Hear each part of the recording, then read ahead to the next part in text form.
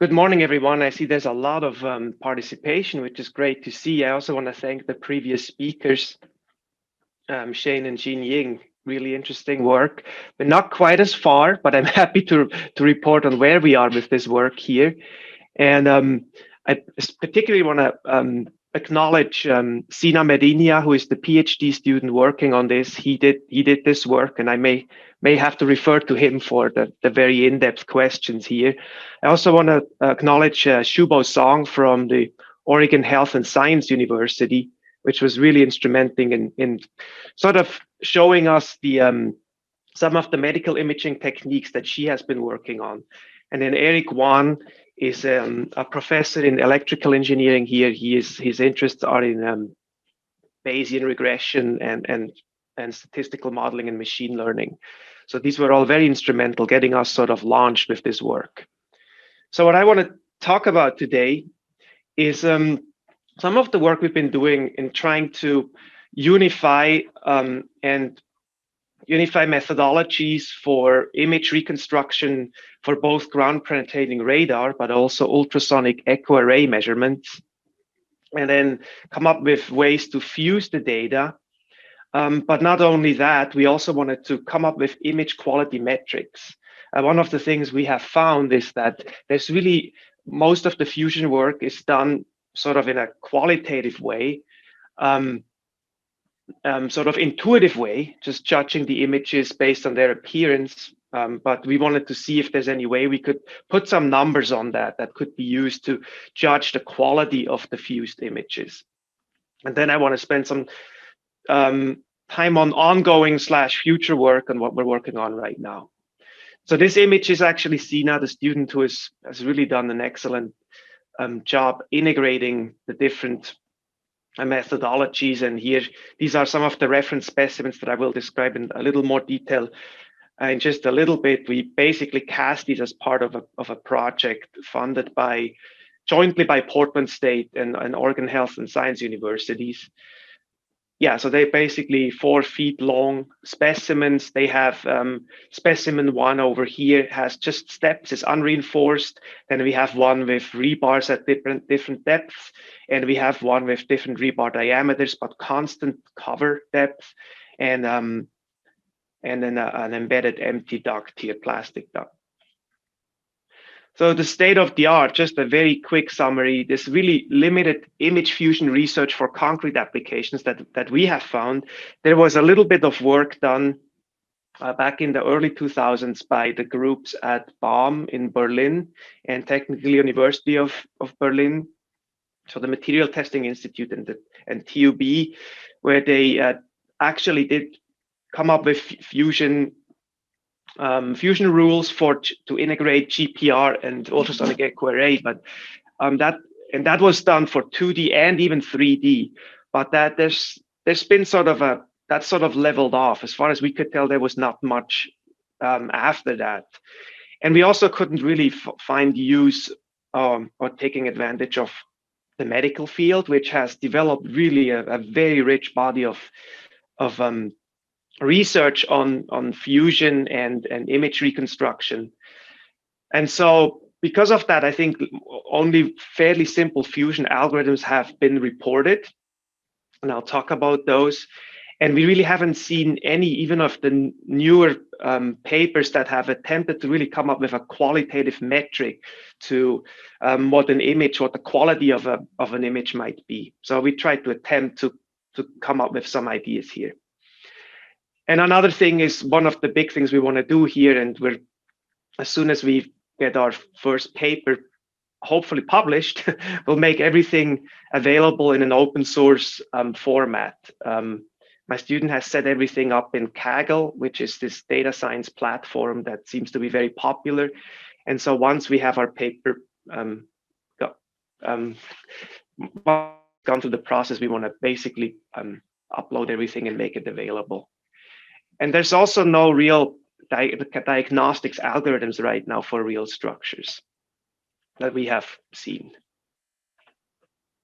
So the contributions here is to come up with a unified methodology to do the reconstruction. Earlier, this was referred to as migration. And we have really focused, to be clear, on 2D images, so on 2D slices. So we're not doing full 3D reconstruction. We decided to really focus on slices. And so we've looked at slabs, and we're going to look at columns as well. So we want to, and that's what we've done so far. So we developed this unified methodology, this migration algorithm that works. This, no matter whether you have GPR or ultrasonic echo array data, it will allow you to use the same algorithm to basically reconstruct images, and it again will be made available in open source format. We looked at different existing fusion algorithms, or rules you can call it, and also came up with our own discrete wavelet transform-based algorithm that I will explain. We proposed some quality metrics for image assessment. These come really from the image processing world. And so we feel like we're ready to get into the more interesting stuff, which is produce more data and then come up with a machine learning based model that might help us with some of the diagnostics aspects. Just to look back at the reference specimens. So as you can tell, so far we haven't really dealt with damage or deterioration. That's actually the next step we want to do. We really focused on refining our algorithms and come up with image quality metrics and think about fusion and all that with some simple specimens where the thickness is known and the location of rebars is known, and one of the things we have in the third specimen here is closely spaced rebars. And also this PE duct here in this specimen. So we've really focused on the sort of generating or creating these algorithms to do the reconstruction and judging the images. Just to show you what we use this GSSI structure scan unit here. It's got a 2.7 gigahertz antenna. This is the GPR, so it uses an sense electromagnetic pulses. The spatial resolution, it takes basically sends a pulse every 2.54 millimeters, or 1/10 of an inch. And it's got two transducers, so two antennas. One is transmitting, the other one receiving. Transducer spacing is fixed at 40 millimeters here. That's just a signal example, which we would call an A scan on top. And then at the bottom here, we have a B scan, and that blue line is basically where that A scan was taken. So this B scan is not the reconstructed image yet, right? This is just lined up A scans, basically. For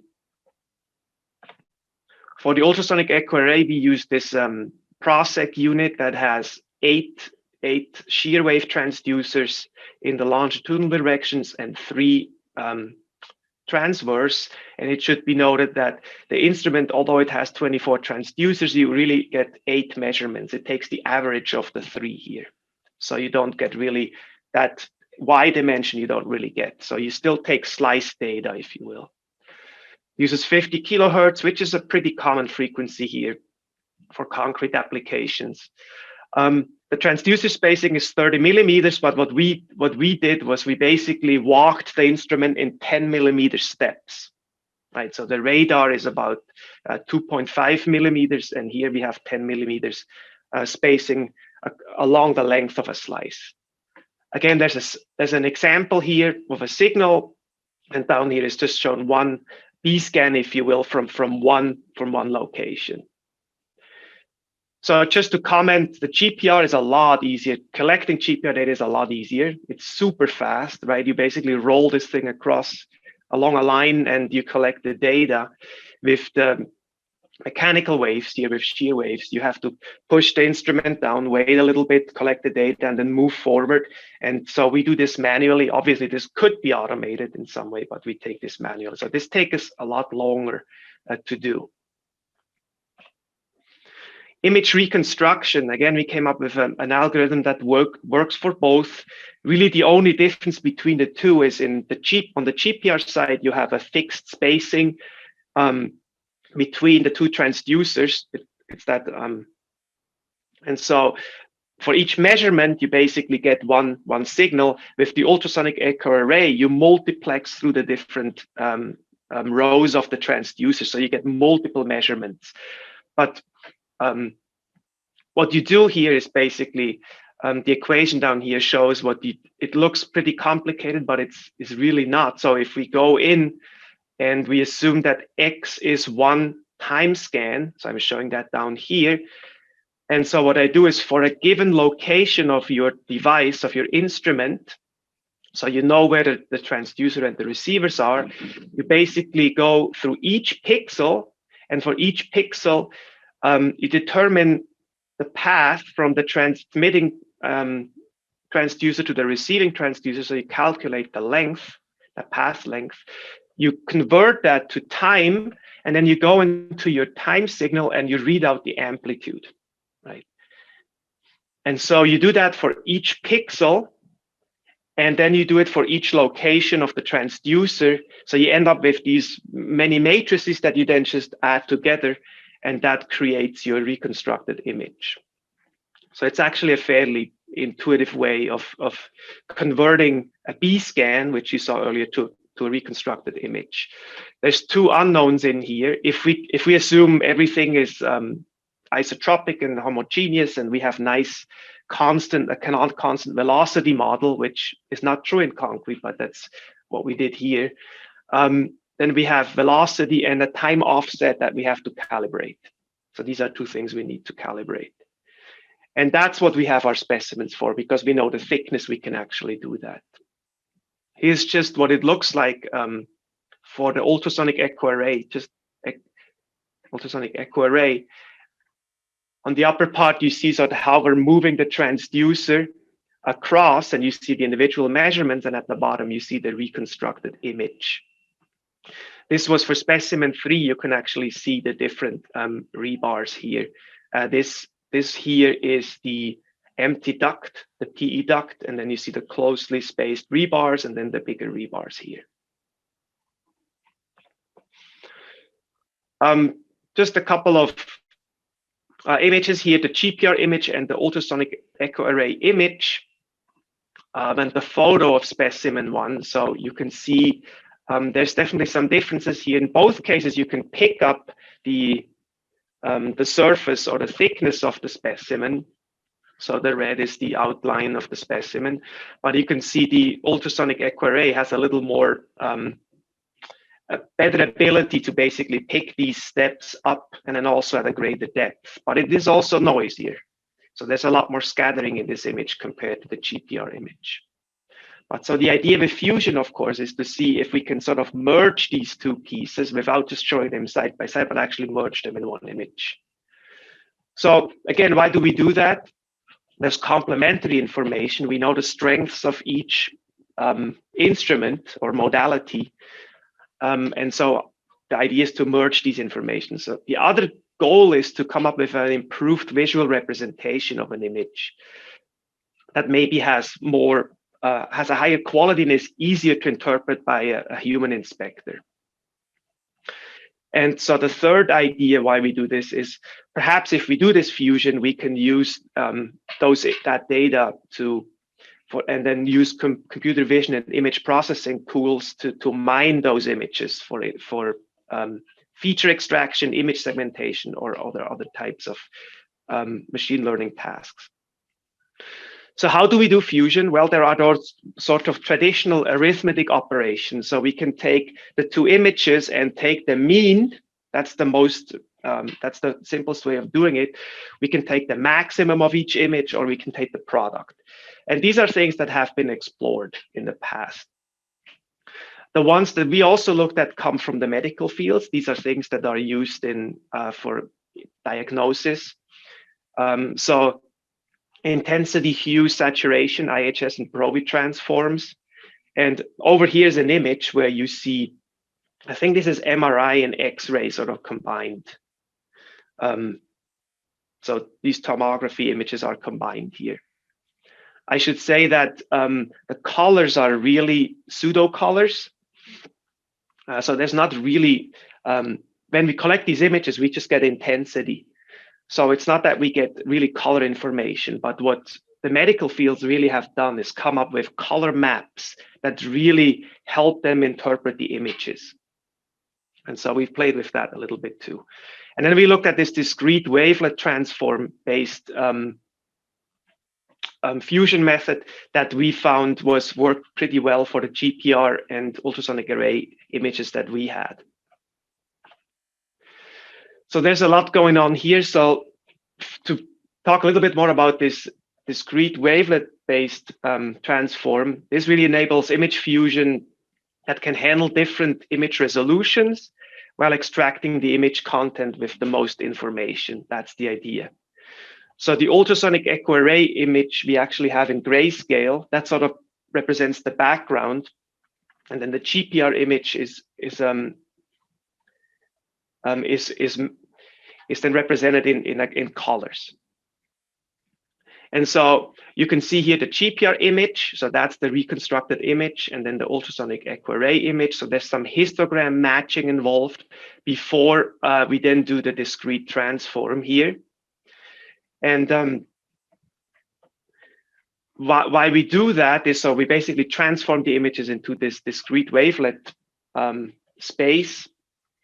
And then there's different representation in that space. So for spatial details, we can use the maximum of the horizontal and vertical and diagonal details, and can and then combine them. So there's different representations in that space, and depending on what we're looking for, we can weigh them. So out of this, we have a maximum and weighted average from these spaces, and there's actually a representation down here, but maybe I should refer to this sketch up here.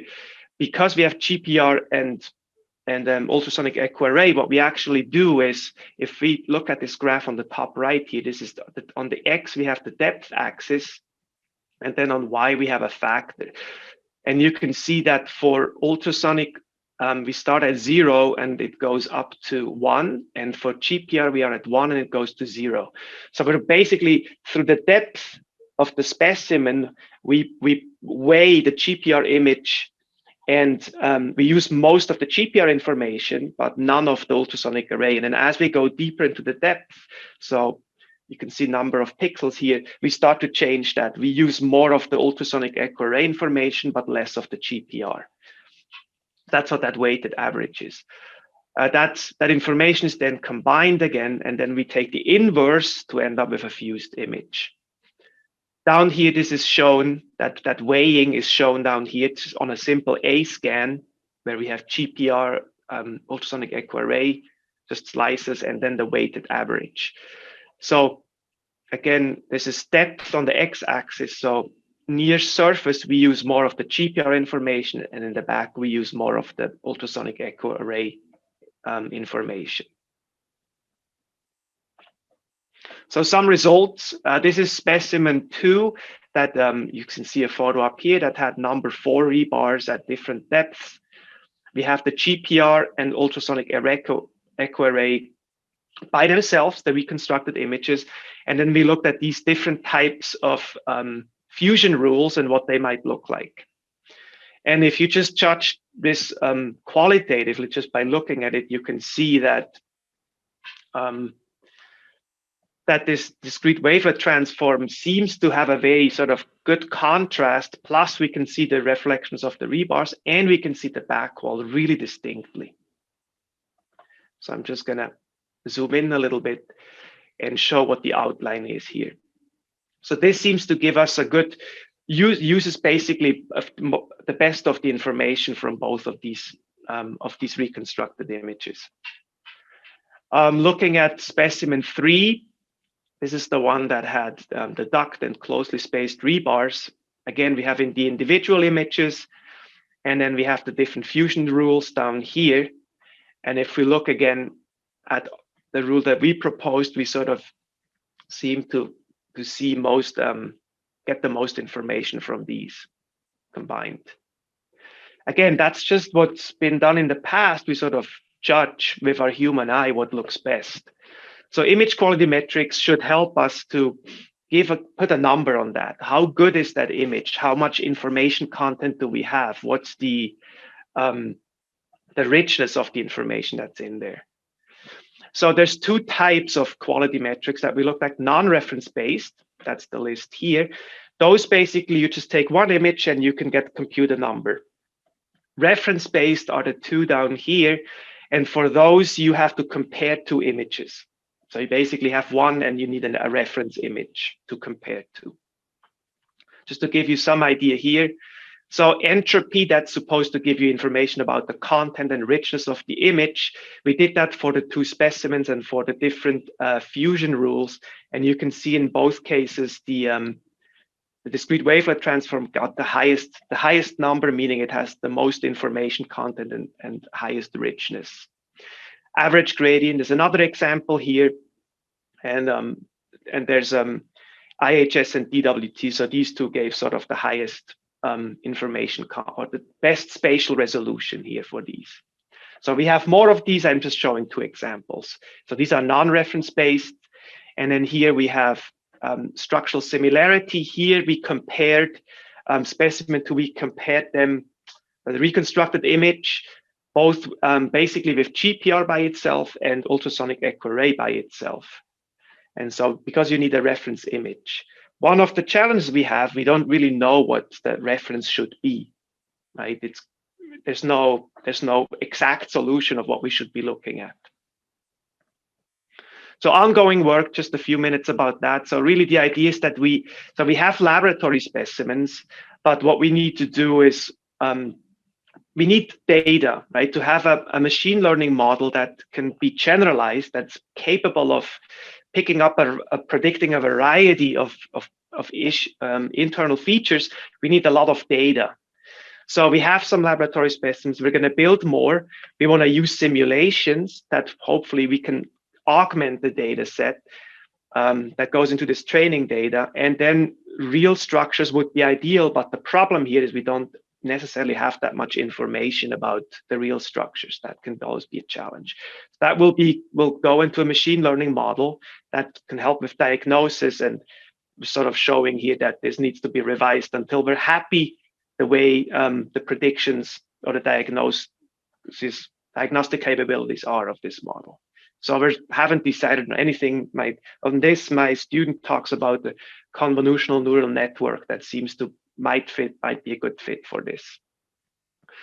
So just we've done some simulations. We've actually calibrated some of the GPR data already. We use GPR Max. My student has created a Python based sort of user interface that can access this program and run batches. So we've basically calibrated our GPR measurements.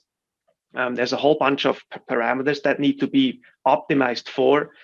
But so here you have the real measurement and the simulation in both in the time and frequency domain. And here's some examples. You can see on the left is the simulation, on the right is the actual measurement. So we are getting pretty close. The real measurement is a little noisy, of course. And then for another specimen, that's what the two look like. So the idea is to generate a lot of images with where we can control all the parameters. For the ultrasonic echo ray part, we are still looking for a suitable program that can do that, basically the ultrasonic side of things. So next steps, we want to build additional specimens. We haven't looked at actual damage, but that's something we need to do. We're thinking something similar that BAM FHWA reference specimens, what they have done. We do have fortunately, an ongoing laboratory test on full-scale columns looking at earthquake or seismic damage. So we will collect extensive data on these and hopefully to see how it performs on real damage. Simulations I already mentioned, and then eventually we want to build this machine learning tool, and everything will be shared as a collaborative tool eventually. Okay, just a few conclusions here. So really the objective is to develop a tool that can assist inspectors, right? So having good images, optimal images, but also some diagnostic capabilities. All right.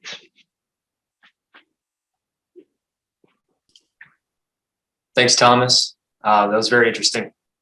I We have one question right now so far in the Q&A.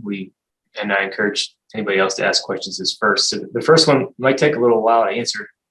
Did this work evaluate the resolution of image using metrics such as the point spreading function and the effective imaging depth? And is the resolution lower in deeper positions? And how did you navigate that? Yeah, I do not recognize, we did not look at this specific metric. Like, I mean, you can, if you do a search, you will find a ton of different metrics. I mean, this is all sort of from the image processing world. So we did not look at that specific function that is mentioned here. But I will look at this. This is a good pointer. So again, this is sort of our first attempt to put some numbers on the quality and contrast and richness of the reconstructed images, right? I mean, this could, I think the other thing this could be used for is really to optimize the fusion rules that you want to use. But we did not look at this specific metric, no. I'm sure there are a ton more too. It's probably a pretty long list. I have a question of my own. We have a little bit of time, Larry, so I'm going to slide one in here. Has there been any effort to, I think that the fusion rules could be explored with machine learning a little bit more effectively if we could decide as an industry on what kind of objective grading system we would use. You had this, you had the different metrics that you used to demonstrate that the DWT was working the best. But if we could find one as an industry that is most appropriate for the kinds of problems we're looking at, or maybe a different objective per type of problem we're trying to observe, then we could just let the computers go at it to decide how the weighting is going to give us the best grades and take a look at it. Are we enhancing noise or actually enhancing our features? Has there been any conversations regarding that objective grading specifically for our industry? No, but not that I'm aware of, but that's a very good point, right? I mean, so far we've done this sort of very, I think, just by human judgment, which is not bad. I'm not saying it's bad, but it's just not consistent. So our proposal here is just to give some ideas of how this might be done in a more objective way. Now, you mentioned something using machine learning to actually do the fusion, and that's something that came actually up during the comprehensive exam of SINA. So we actually discussed that we might not use machine learning necessarily only to do the sort of understanding of the data, but also in the fusion process, so even a step earlier. So we've discussed that. So I don't know if we will explore that or not, but that's a very good point. But yeah, industry standards would be great at some point. I totally agree. And we are definitely not there. We haven't set anything there, but we just propose some metrics at least that might serve as a starting point. Yeah, that would be very valuable. Yeah. Looks really interesting. I appreciate it, Thomas.